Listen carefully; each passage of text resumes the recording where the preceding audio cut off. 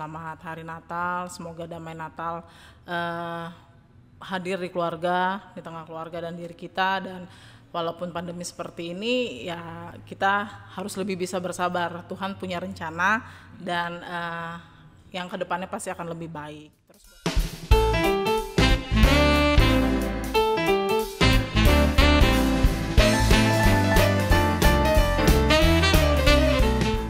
Hai, selamat pagi, selamat siang, selamat malam bro and sis dimanapun kalian berada. Selamat datang di channelnya Medland School dalam segmen Brownies We Met Here yang akan menyajikan informasi yang menarik, informatif, dan juga kekinian. Oke nih, bro and sis di rumah masih dalam kondisi bulan-bulan Desember. Desember itu kan identik dengan vacation tuh atau holiday. Kemarin kita sudah bahas tentang guru kita yang kebetulan juga ada murid yang anaknya murid dan sekolah di Medland School yang membahas tentang Christmas atau Natal nih. Kali ini kita juga akan membahas sesuatu yang berkaitan dengan holiday di bulan Desember, yaitu Tahun Baru. Kita nggak bakalan sendirian nih, saya sudah ada kedatangan tamu yang spesial dari gedung D di sebelah sana, yaitu Ibu Gesti. Ya, halo Ibu, halo. Gimana kabarnya Bu? Sehat? Sehat. Puji Tuhan sehat ya. Puji Tuhan, sehat. Kondisi sekarang gimana Ibu? Lagi pandemi, kegiatan belajar kan sudah selesai nih. Ya. Lagi pembagian raport ya? Pembagian raport hari ini sama besok. Oh, pembagian raportnya pun dibagi dua batch ya Bu? Iya. Agar menghindari adanya kerumunan begitu ya? Betul sekali nih bro, sis di rumah bagi yang khawatir dengan sekolah, mungkin takut menghindari kerumunan, kita ada program pembagian rapot pun dibagi dua batch ya Bu. Satu kelas dibagi dua batch, jadi hanya 50%. Kalau untuk sejauh ini dalam kondisi COVID ini, kondisi belajar mengajar gimana Bu? Ada kendala nggak sih Bu sebagai wali kelas? Lancar, misal hanya mungkin keluhannya adalah tugas-tugas. Nah betul sih ya, tugas-tugas. Tugas anak-anak, tugasnya kadang-kadang lupa, jadi ketumpuk sama tugas yang baru-baru, yang belakangnya ketinggalan. Gitu, iya. Oke, ngomong-ngomong Bu Gesi ini beberapa waktu yang lalu kan Inca sebagai guru piket, kalau sekarang sudah menjabat sebagai wali kelas dan administrasi kesiswaan. Ngajar juga ya kayaknya? Ngajar di hospitality. Wow, tugasnya makin banyak dong ya Bu. makin hektik dong ya. Iya. Oke nih Bu, ngomong-ngomong tentang bulan Desember kan identik dengan holiday. Ada 2 hari besar ya. Iya. Hari Raya Natal dan juga Tahun Baru yang diselebrate oleh seluruh umat, baik itu Kristiani, Muslim, dan umumnya sedunia itu merayakan ya Bu. Ngomong-ngomong tentang Natal dulu nih, kebetulan Ibu juga merayakan Natal ya. Iya. Kebiasaan Natal waktu kecil tuh gimana sih Bu? Kalau Natal waktu kecil saya biasanya satu hari sebelumnya, tanggal 24 malam Natalnya itu kita udah sibuk masak. Wah, masak, kegiatannya berarti banyak. Iya, gitu. siapin masakan, karena kalau biasanya kita punya tradisi itu bagi-bagi makanan sama tetangga. Oh gitu. Iya, jadi mungkin ada tetangga Muslim waktu Lebaran bagi-bagi. Iya, sekarang betul. Giliran dari keluarga Bu Gesti. Jadi gantian kalau misalnya waktu Lebaran yang Muslim kasih makanan ke kita kasih bingkisan. Nah kalau Natalan sebaliknya, kita kasih makanan, mereka kasih bingkisan gitu. Wah, jadi udah kayak ya. keluarga banget, iya. Keharmonisan antar agama begitu ya. Iya betul.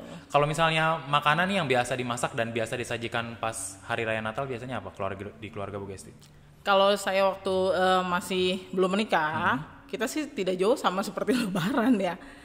Tetap ada ketupatnya juga, ada opor, rendang, sambal goreng ati seperti itu. Layaknya umumnya makanan Indonesia gitu ya. Iya betul. Cuman mungkin porsinya diperbanyak karena mungkin ada keluarga yang datang, ada hantaran-hantaran ke tetangga. Biasanya kalau hari Sabtu kita siapin buat hantaran tetangga. Nanti hari tanggal 25-nya kita tuh open house. Oke. Iya, itu untuk keluarga atau tetangga? Untuk tetangga. Oh, tetangga juga. Iya, sama kalau Lebaran begitu. Jadi kita udah kalau tetangga selesai sholat Id kita udah salam-salaman, tapi nanti mereka open house kita datang. Buat yang Kristiani. Nanti kalau Natalan sebaliknya gitu. Keluarga-keluarga Muslim tetangga datang ke rumah. Itu biasanya sore tuh udah rame sampai malam. Berarti bisa dibilang sangat amat harmonis begitu ya antar tetangga. Kalau boleh tahu di daerah mana Bu Gesti? Di Bekasi, Bekasi Timur. Bekasi iya. Timur. Berarti memang dari kecil di sana? Dari kecil di sana. Oke. Itu kebiasaan seperti itu memang sudah sering dilakukan atau ada pencetusnya? Nggak tahu ya, mungkin karena dari kecil udah begitu. Kalau misalnya Lebaran kita tuh udah kayak orang Lebaran juga, siapin semuanya. Karena juga ikut merayakan gitu ya. Iya gitu, kita udah siap-siap. Kalau teman-teman yang lain pada sholat Id, kita misalnya udah nungguin nih, udah rapi, nanti mereka pulang kita salaman. Sama juga kalau misal Natalan, mereka juga seperti itu gitu.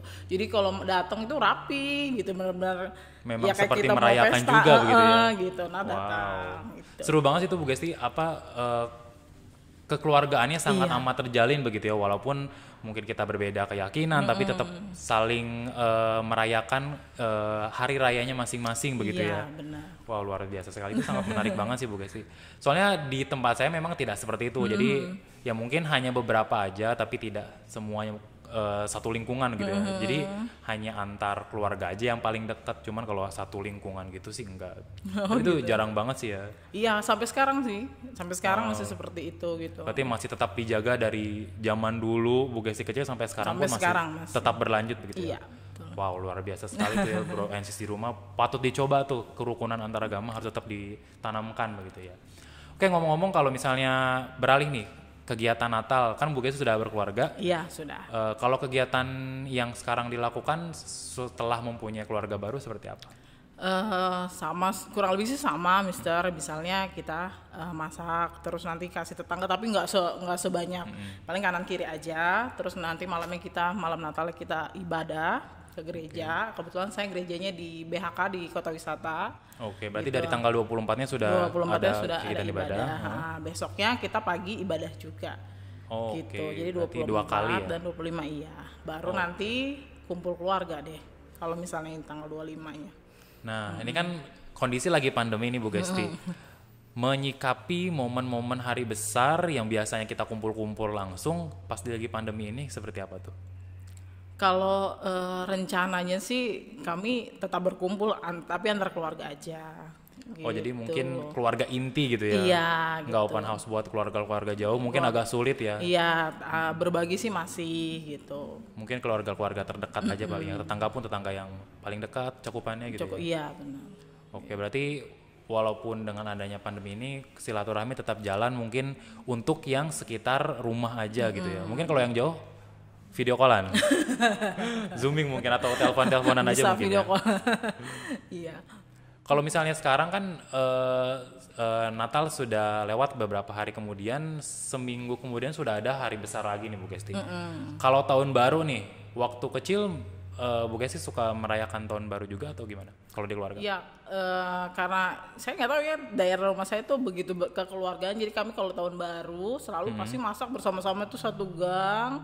Nanti kami kumpul makan di situ bareng-bareng. Jadi begitu ntar jam 12 salam-salaman bilang minta maaf gitu. Maaf ya gitu. Salam-salaman. Jadi bukan selamat tahun baru ya, bukan begitu, tapi maaf ya misalnya sudah melakukan hal-hal apa di tahun yang lalu gitu. Oh, jadi tahun baru itu bukan hanya sekedar selebrasi aja, tapi momen dimana kita saling memaafkan dan review kegiatan selama 1 tahun ke belakang itu ya, apakah ada yang menyakitkan hati atau enggak gitu. Berarti lebih ke ini ya, berarti saling memaafkan gitu ya Bu? Iya, betul. Enggak cuman selebrasi pergantian tahun begitu ya?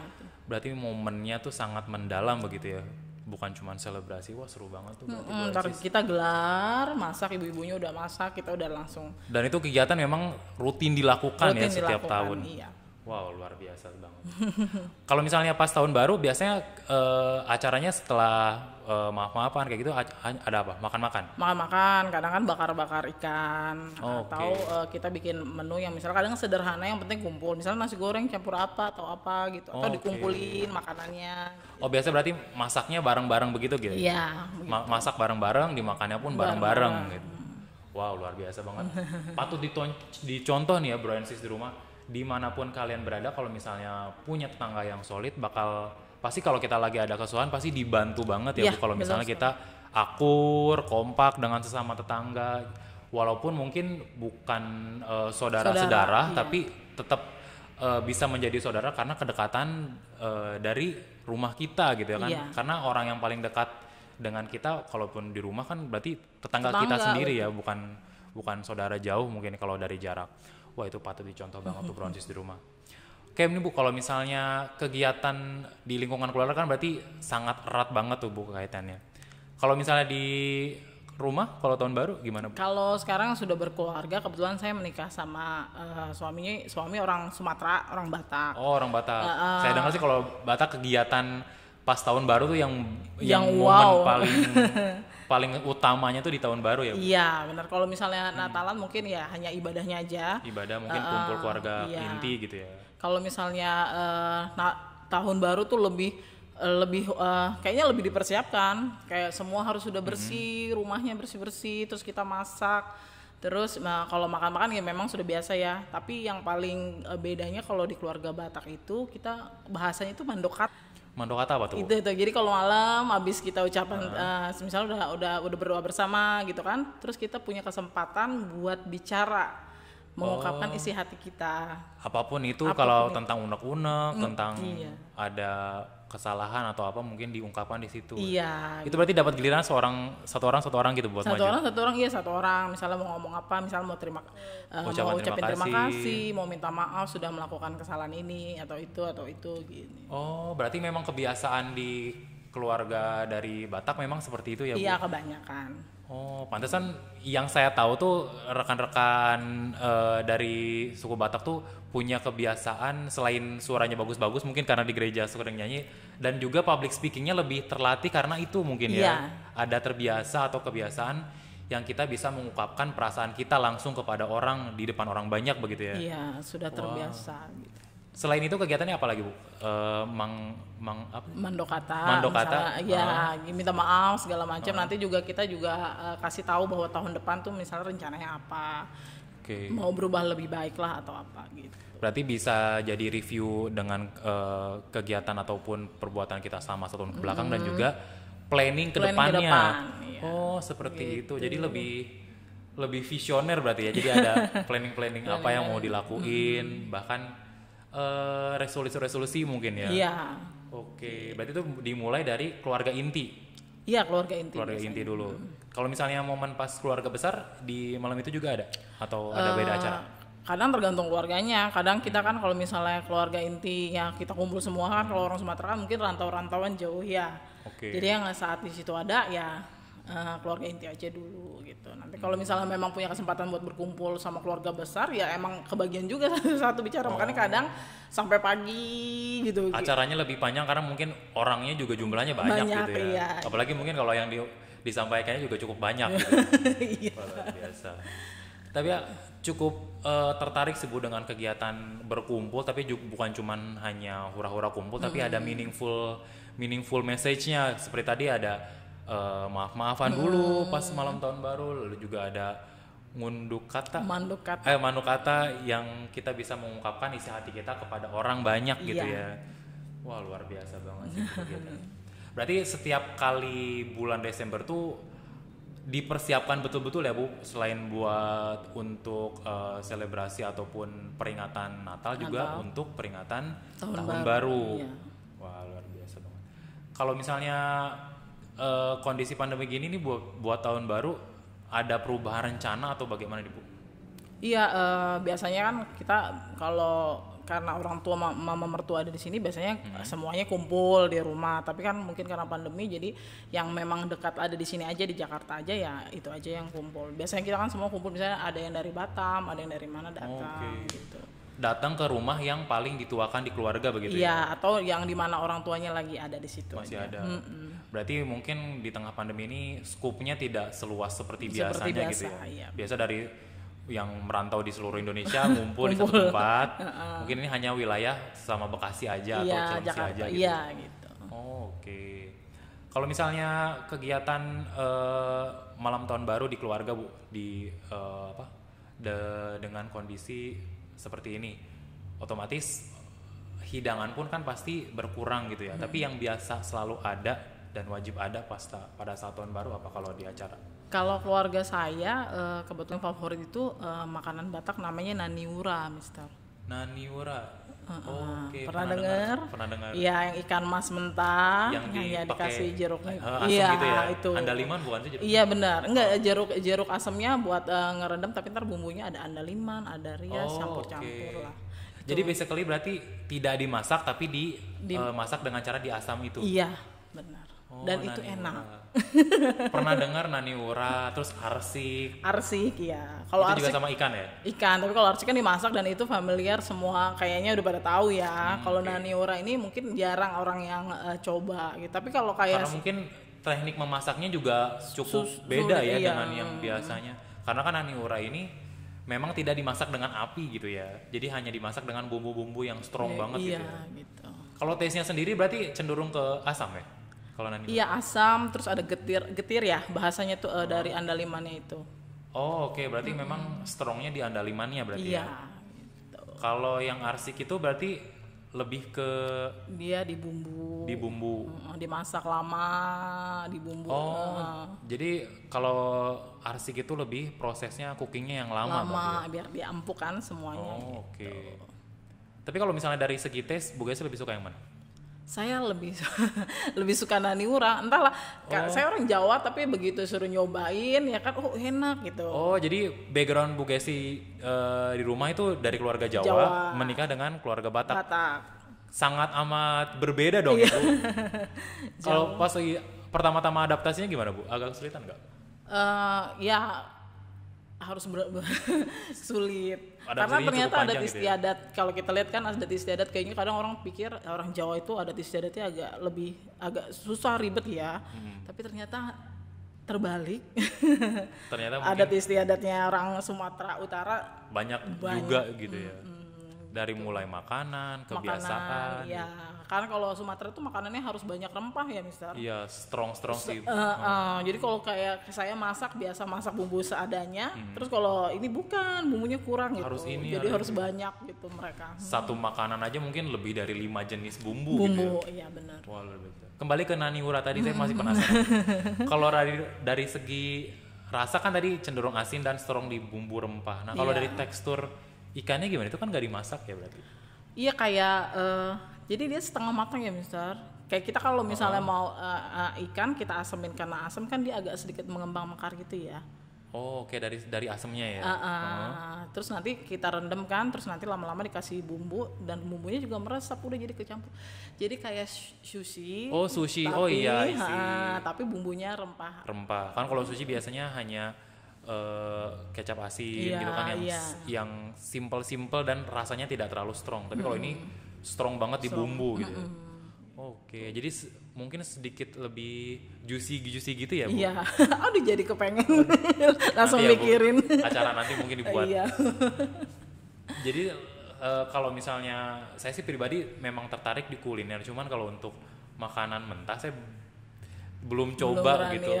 Belum coba. Di sushi pun saya biasanya tidak terlalu biasanya sih pilih yang menu yang lain gitu yang matang. Cuman kalau yang naniura ini yang asli Indonesia yang ternyata ada juga dengan cooking proses yang tidak dimasak. Wah, itu sangat menarik banget tuh brownies di rumah. Mungkin kalau yang belum tahu bisa di searching ya, naniura ya namanya. Iya. Ikan mas biasanya. Ikan mas biasanya. Dan dia harus besar gitu kan. Karena mungkin kalau besar tulangnya juga milihinnya nggak terlalu susah ya. Terlalu susah ya. Berarti itu diguyur gitu kali ya? Tapi dia harus gini misalnya kita udah bersihin, dia dibelah kan. Kayak kita proses mau dibakar, terus digantung dulu, jadinya air kotor gitu. Darahnya itu ya berkurang lah, dia dibersih. Terus dia kita taruh di tempat orang sih lebih kalau orang bilang pinggan gede gitu ya. Tapi harus kayaknya lebih bagus yang stainless gitu katanya. Kalau itunya ngasih taunya lebih enak kalau pakai itu dibanding kita pakai kayak plastik atau apa gitu. Mungkin kalau plastik kayak Tupperware gitu kan biasanya kan bau dari plastik kan agak beda gitu ya. Iya. Jadi ada triknya juga tuh. Pakai wadah yang stainless biar lebih maksimal mungkin ya dalam proses pembumbuannya. Seru banget sih Bu. Selain naniura ada apa lagi nih Bu? Makanan khas dari keluarga suami yang biasanya ada? Kalau kami lebih ke naniura sama gulai sih. Gulai. Gulai khas Sumatera gitu. Biasanya gulai bumbu, kalau kita bahasnya gulai bumbu sendiri, maksudnya ya memang rempah-rempah aja kita masukin semua di gitu. Biasanya yang dibikin gulai apa? Ayam. Oh, ayam. Tapi dengan tetap strong bumbunya begitu ya? Iya, betul sekali. Bisa berapa kali lipat ya. Kadar bumbunya mungkin ada berbeda dengan yang di Pulau Jawa gitu. Iya, betul. Oh ya, ngomong-ngomong, silakan diminum dulu. Oh iya. Kasihkan ngobrol sampai lupa nawarin. Minum dulu ya Bro Sis. Kan Ibu, kan dalam kondisi pandemi ini otomatis pasti ada kebiasaan-kebiasaan yang biasa dilakukan tapi berkurang ataupun tidak dilakukan Ibu. Menyikapi kondisi pandemi ini, menurut pandangan Bu Gesti sendiri gimana sih Bu?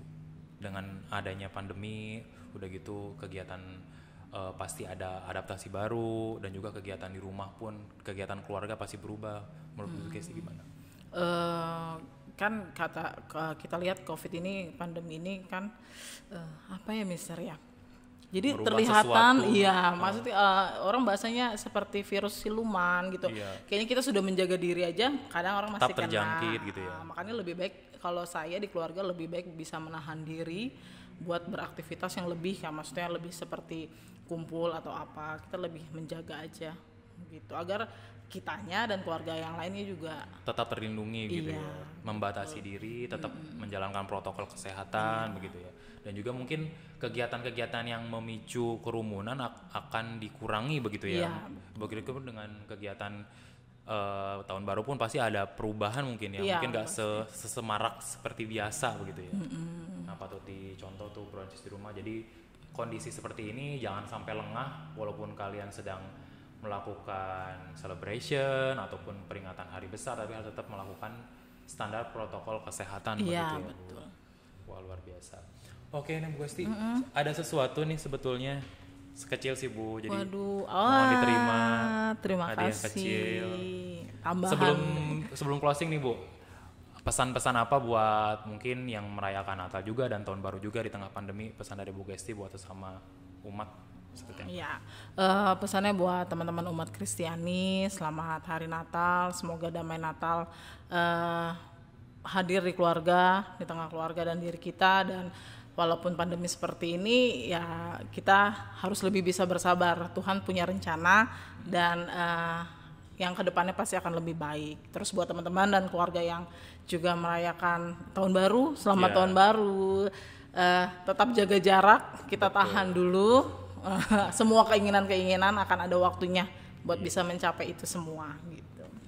Terakhir, resolusinya Bu Gesti di tahun 2021 nanti apa? Waduh, apa ya? Resolusinya mungkin ada yang mau dikejar atau mau dicapai mungkin? Kalau saya sih selalu bersyukur aja, Mister. Maksudnya bersyukur. Jadi rencana-rencana saya yang belum tercapai ataupun akan tercapai ya saya selalu disyukuri dulu gitu ya. Apa yang udah telah kita dapatkan dan di depan mata begitu ya. Iya, betul. Pasti yang karena Tuhan tahu keperluan kita.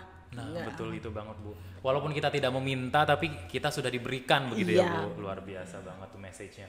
Jadi kita nggak perlu ngoyo ambisi apa, yang penting kita jalanin dulu apa yang di depan mata dengan baik. Mungkin suatu saat pasti akan diberikan apa yang kita inginkan begitu ya Bu. Nah Bro Sis di rumah, itu dia tadi percakapan kita yang sangat inspiratif nih, sangat inspiring dengan sosok yang inspiring juga. Thank you so much Bu Gesti buat waktunya sudah hadir. Semoga apa yang kita sampaikan bisa bermanfaat buat Bro Sis di rumah. Buat yang nonton, jangan lupa diklik tombol subscribe-nya, dan juga share ke teman-teman kalian agar teman-teman kalian juga bisa mendapatkan informasi yang kalian dapatkan. Oke, thank you so much for watching. See you in the next video. Bye-bye.